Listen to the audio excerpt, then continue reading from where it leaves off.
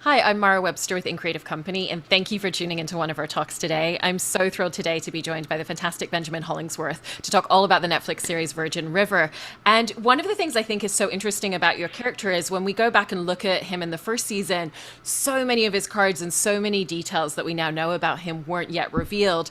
And so for you, did you find that when you were first developing him and shaping him as a character, that there was actually a lot of freedom to figure out a lot of the details and characteristics because of that, because not all of his cards were being shown early on? You know what? Our showrunner, Sue Tenney, is so great about giving her kind of master vision for each character.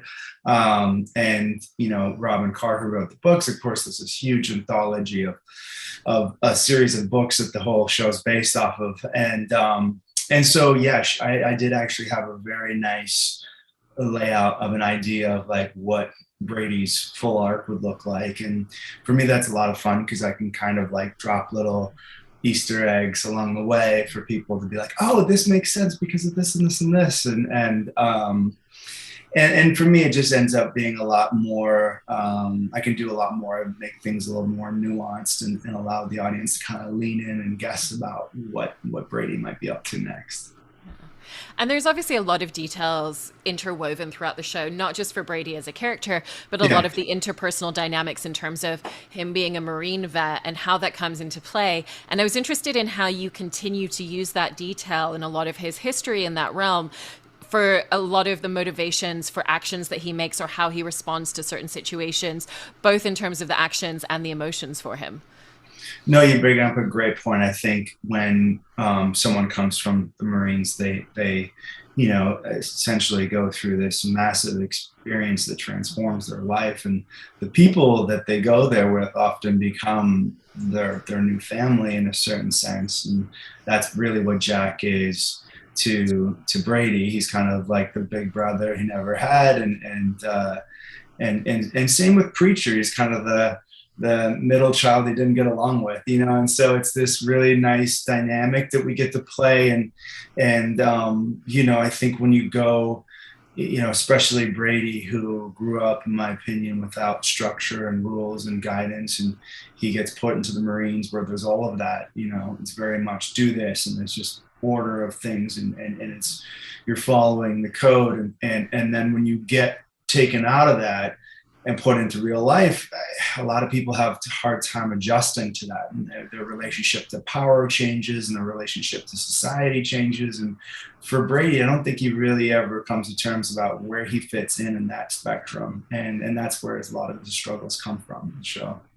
Yeah. And you were mentioning there some of the aspects of his childhood, and we got a lot more details about his backstory and his parents' relationship dynamic, and the fact that that led him to spend a lot of time with his uncle buying him a bike to try and keep him out of trouble. So we Right. know that this has been a constant in his life, Mm-hmm. even before his time in Virgin River as an adult. And did you find that when a lot of those details were feathered into the scripts this season, that it matched a lot of what you had already concocted because of those conversations with Sue? Yeah, and that's exactly it. We kind of it's kind of like a pottery where you're just shaping things as you go, and you get inspired by one thing that kind of pops out in the scene, and you say, hey, well, you can, Sue usually is the leader of the dance and on that part of it, but she said, oh, we're going to go this way and we're going to go that way, and this is what we're going to weave into. And so this arc is going to play out through the rest of the season, and so we need to make sure that, for me, it was walking that fine line of keeping Brady edgy enough, and unpredictable enough that he is a prime suspect, and very well could be the person that shot Jack. Even though when you've gone on that journey with him and Brie, you feel like there's more of a human being inside of him, and that how could he do something like that? And so that mystery is still very much held alive because of that, like weaving the web. Yeah. I always love the way that you describe that because of his moral compass and the fact that, it's not necessarily a straight line and he doesn't necessarily always make the right choices, that actually makes him a much more interesting character to play as an actor because you can go from a more instinctive place because you're not stuck to a specific set of rules of like, he would do this as a character, he wouldn't. It's really about Right. figuring out what he's responding to. Right. And I was interested in how that has you work a little bit differently and a little bit more instinctively than maybe some of the previous characters that you've played. You know what? That's a really great point that you pick up on that, because that really is the freedom I enjoy so much when I play, antagonists, and Brady is like kind of an antagonist, but he's also not. But it really does free you up to be in the moment and to respond to what's being presented. And a lot of the times in a lot of our scenes, some of the scruffling and some of the banging of chairs and the like lashing out, it wasn't in the script, and it was kind of just about how Brady was feeling in the moment, and that is what makes him kind of like that unpredictable nature. And really just listening to my scene partners, and I've got really terrific actors to bounce off of with Martin Henderson and Colin Lawrence, and they play Jack and Preacher respectively, and so they're a lot of fun, Zibby, it really is terrific, as well as Brie, and she was a great scene partner, and we had a lot of fun that season, and kind of weaving our own web in sorts.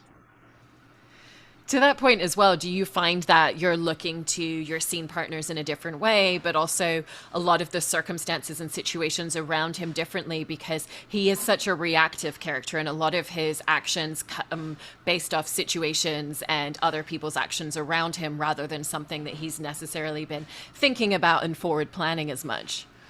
Yeah, he's not much of a planner, is he? And I think some of that comes from the Marines, and he wasn't necessarily high enough up in the Marines that he would make any of the plans. He was basically just trained to see a threat and react based on instinct, and I think that's what he does with losing the job and going to Calvin, and kind of dealing with Calvin, and then, taking over the lumber yard and dealing with the things that kind of happen in that. And then this beautiful girl comes along and sits down next to him, and he realizes it's Jack's sister, and he's kind of now has to kind of adjust and play with that. And then there's this suspicion of having his buddy Mike kind of,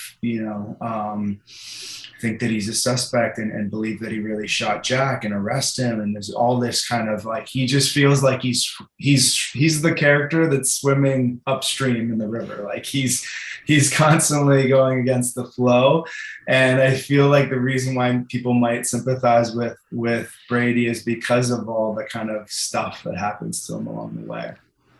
And obviously, in working with Calvin, he ends up in a situation where he's so far over his head and doesn't even realize how far he's gone until it's too late. Yeah. But in the initial genesis of him getting into bed with Calvin and knowing up front that there are red flags, even though he doesn't know quite where that's going to lead, did you think about the genesis of a lot of that stemming back to some of those childhood elements that you were talking about? Because it's someone who wants, someone else other than Jack who wants to take him under his wing. It's Yeah. kind of probably the first opportunity that he's ever had to make any sort of serious money for himself as well. Mm-hmm.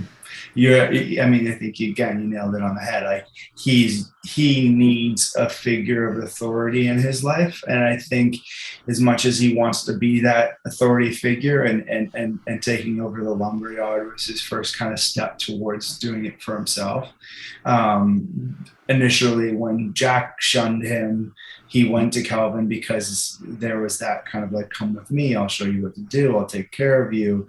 And then he realized that just what world he was living in, and had to react, and basically, life or death situation. And I think in that moment, you kind of get a sense of what Brady's like.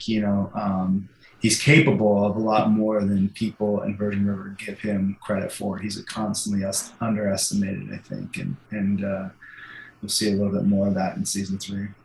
And with the fact that he's underestimated, it feels like there's a little bit of self-fulfilling prophecy with him as a character as well, because he can do three things right and then he does one thing wrong, and everybody around him is like, of course, it's Brady being Brady. But that must be such an interesting dance to get to play around with, because you get to try and bring him into a space and have him exhibit slightly different behavior. And then when something happens, there's again that emotional reflex and what that does to him and some of the vulnerability that that brings out in him. So I was interested in the dance for you as an actor and getting to play with that sort of trajectory so much in the show. Yeah, I mean, you're right. I mean, he it is three steps forward, one step back, and that step back is what everyone seems to witness publicly. You know, even just first season when he was kind of working his way into the bar, and then all of a sudden, Nell's sister shows up, and he starts having drinks with her, and there's maybe a little chemistry there, and then all of a sudden he blows it and punches, gets punched in the face for running his mouth, and that's the public thing that everyone sees, and then the same thing with going down the road when you have when with Calvin, he was really trying to take on more responsibility, and the end of the day he thought it was a marijuana operation, which is obviously legal now in the US and it's kind of decriminalized, and so it was just kind of, although that one wasn't a legal one, it wasn't, to him it was like, okay, well, I'm selling pot, how bad can this be? And then he finds out it's fentanyl, and of course this kills people and it's devastating to communities. And so he knows at that point he has to kind of make some sort of thing, and he ends up being the guy who falls on the sword. He doesn't go like, look, I got Spencer out and I saved Spencer's life. He just does it, and he takes the heat, and he stays by, and he gets brought in, he gets arrested, and he gets all these things just because he knows in the end of the day that's kind of the code that he lives by. And I do think that even though he tends to do things that are instinct driven, like getting a fight with Mike after he's been arrested by that they're still code driven. He believes that he's like, hey, listen, I was doing the right thing, and I am not, you're just ruining this for me. You're coming in and you're ruining everything I've built up, and so of course he has that aggression and frustration, and he doesn't have the channels that a lot of other people might have had growing up to communicate to someone, to sit down and go, hey man, can we talk about this? It's like, okay, let's talk about this with our fists, like let's get into it. When you are playing scenes like that, though, one of the interesting aspects is that he is a character that holds a lot inside and carries a lot within him, and he tries to suppress it. And then, almost because he tries to suppress it, and like you said, he doesn't have anyone to talk about things with and doesn't have those tools. When it bubbles to the surface, it really bubbles to the surface. So, when you're playing scenes like that, what's kind of the joy of getting to figure out how exactly is it going to bubble over, and almost the more heightened version of the emotions that come out because of the regression that he's been trying to hold on to? Well, I think what's interesting in any scene like that is trying to resist the obvious jump in where you go like from 0 to 60 right away, and I think like even just where when him and Brie end up kissing for the first time, he's trying to resist. He's trying, and he eventually loses it. I think that pot bubbling is what's really interesting to watch a lot of the time before it spills over.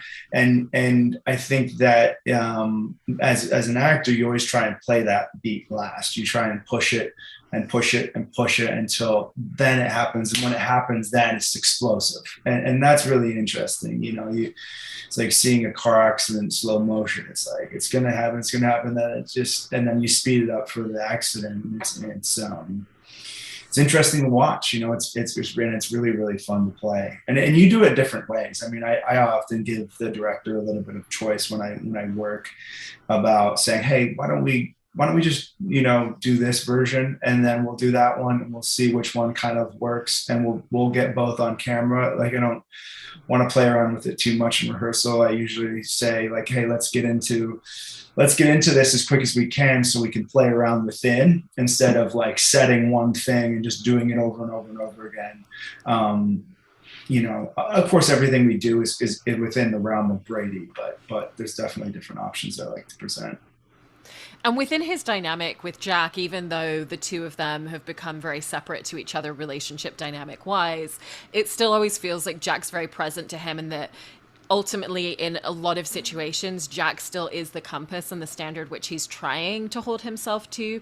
And so Mm-hmm. how do you think about the presence of Jack in his life and kind of that voice in the back of his head a lot of the times, even when the two of them aren't even talking to each other in the day to day?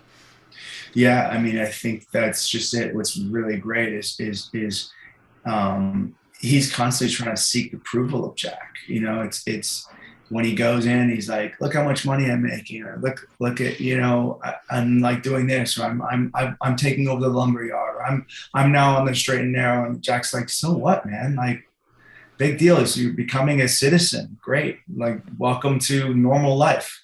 And that really hurts him. And I think that stings more than anyone else saying that to him, because Jack was his kind of brother and a superior in the Marines, and he was constantly kind of trying to impress him there, and not only impress him but like seek his approval and get validation from him that he's doing a good job, the same way that any kid that maybe didn't receive it as a kid would try and seek validation.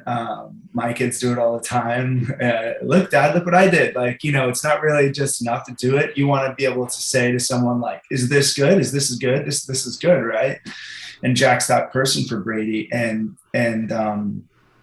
I hope some point he'll get it. I hope some point, Jack will return to Brady and go, "Good work," or "I'm proud of you," or "This means a lot." And I think that moment, whenever that happens, if that ever happens, will be the moment Brady kind of just breaks open. Because I think that would be, if you ever see Brady cry, that would probably be the moment where you see him cry. It would just be the "I'm proud of you" moment. Ugly tears, just ugly tears. Yeah. And you were bringing, you've been bringing up the dynamic between him and Jack's sister, Brie. And that first scene where they meet is fun for a myriad of reasons, because there's kind of a slight cockiness and self-assuredness, and like, I know exactly what my charms are, that he comes in with a little hot and heavy at the beginning. But Yeah. then once he realizes, oh, this isn't just me posturing, this isn't just me trying to get one up on Jack, I actually Mm-hmm. really like this person, there's a real earnestness and vulnerability, even all just within that first scene and that first Yeah. moment that the two of them meet. So how did you want to play all of those different dynamics into that scene? Yeah, that scene was that was our first scene. Zibby and I, we talked about it with Martin, who was directing, and we talked about it extensively because we wanted it to feel like that. We wanted it to kind of be like, "Hey, you're Jack's sister. I'm not going to do this," and she's like, "I'll pay for it." And Brady's like, "Well, I paid for a drink. Maybe I'll just stay for a drink, right?" And then they get to know it, and then she's got this texture to her, this kind of take no BS kind of vibe about her, and that's attractive to Brady, because I think he's used to kind of being the alpha, and we have this agreement and kind of understanding that it would be fun to sort of reverse the roles a little bit, have Brie be the one that's like interested in kind of just the sex relationship, and Brady be the one that wants something more, and kind of have a gender reversal of what you normally see the trope being, which is the male kind of dominating the relationship and the female kind of responding to that. And so to have such a male alpha kind of character as Brady in that situation makes it really interesting. And I think that was the right choice, and it kind of infused the relationship a lot. You see Brady's the one that's maybe a little needy, and Brady's the one that's like opening his heart open to her, and that was fun to play. Yeah, it was a lot of fun to play. And bringing him to that stage and to that point where he is the one in the dynamic that wants more is quite an interesting journey and arc to watch on screen, because Mm-hmm. at the beginning they're both kind of playing the "I don't want anything serious, I don't have a history of wanting something serious, Right. and this is just this one moment, this is all it is." And then, Mm-hmm. like you said, as it progresses and they start to spend more time with each other, he definitely becomes the one who's much more invested, and we get to see a side of him and a vulnerability that we've never witnessed before in him as a character, to the point where he brings himself up to the point of being ready to say I love you, even though he doesn't know what the response and the outcome of that is going to be. So how did you determine what you wanted that trajectory to be and how you wanted to gradually build that vulnerability into him more and more? And that's the shit. Like one of the great things about doing a show on Netflix, and it's more of a serialized drama, is not having to wrap up each arc in every 60-minute episode, but to take it the start of the season or the start of the series even, and thread it all the way through. And we were able to do that with that relationship of just having it one kind of scene at a time. You know, opens up to her about his past a little bit, opens up to her about kind of what his being arrested and having a criminal record and mistakes he's made in life, and then furthermore kind of how he feels about her, and I think that when she was the most vulnerable, funny enough, that's when he was able to kind of allow himself to be like, she was on, she was recovering. He doesn't know what. And I also thought it was interesting because it's kind of insinuated that the baby might be from her past relationship, but it also could have been Brady's baby, which is something that I don't know, like, I think that'd be pretty interesting to kind of dig into if Brady ever finds out what really happened. And maybe he assumes it was his because he doesn't know the relationship. So I'll have to call Sue at the end of this and be like, I've got an idea. But I think when he sits down, he just thinks she's not feeling well, but she's in bed and she's kind of recovering, and I think that's when he opens up and says, "I love you," and he really hasn't said those words, I think, to anyone before. I just think anyone before. I think maybe that was the choice I made, was that he just has never really said that, not even to his mom or dad and uncle or just anyone. And so I think his understanding of love really shifted in that moment. Yeah. And you were talking earlier about how for you, a lot of the way that you like process is to not do as much rehearsal, but to be able to play around with it more on camera. And when you look at the overall dynamic of the cast as a whole and the way that you work with each other 3 seasons in, how has that process and that journey to the discovery of moments and scenes really evolved and created a lot more intimacy between you all in the way that you work now that you're 3 seasons into the show? Well, I think you get a quick understanding of how people work, and everyone's different as far as actors go. Some people are very set in what they do. They come to work and they're not just prepared, but they're made the choice and like, this is the clear choice I want to do, and that's great. When I come to work, I try and come with ideas of and I rehearse and prepare. And obviously, I have my lines memorized, but I try not to set just one thing that's like, this is the way it's going to go. I try and be like, it could be this, this, or this. And then within the scene, you listen to your scene partner and be like, oh, this makes sense this way, and let's go here. And like, I love working with Martin, who plays Jack. He has such a give and take on screen. He's so open. He's just such a genuine actor. There's never really a false moment, so you can kind of just be with him and bounce things off him. If I go somewhere, like sometimes we're so far off because we just start going one way. We know it's wrong, but we're just listening to each other. We're like, this is fun. Let's just do this take, and they'll never use it. But it's that even doing it that way informs your next take, because we know this is not the right way to go, but maybe in some world this is how it would play out. Now let's do this way with taking all that stuff the audience won't ever see and put it into the scene. And when you first came onto the show, you came on as a recurring actor, and then very quickly Brady ended up becoming a series regular. Did that shift anything for you in terms of the way that you were working, particularly getting to spend a lot more time inhabiting him on screen? Yeah, I mean, when I first signed on, the offer was kind of, a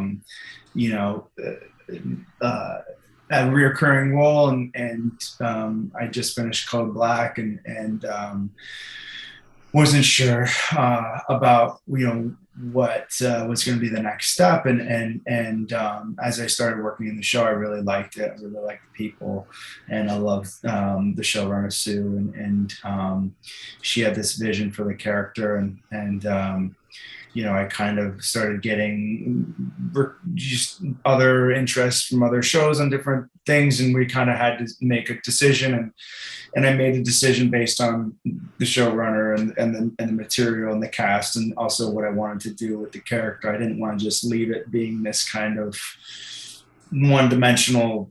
Even within the season, you see more dimensions to him, but this character had so much more to do, and so I wanted to make sure I kind of saw that through, and I'm glad I did. I really love being on the show, and I love the following we have, and everything about it.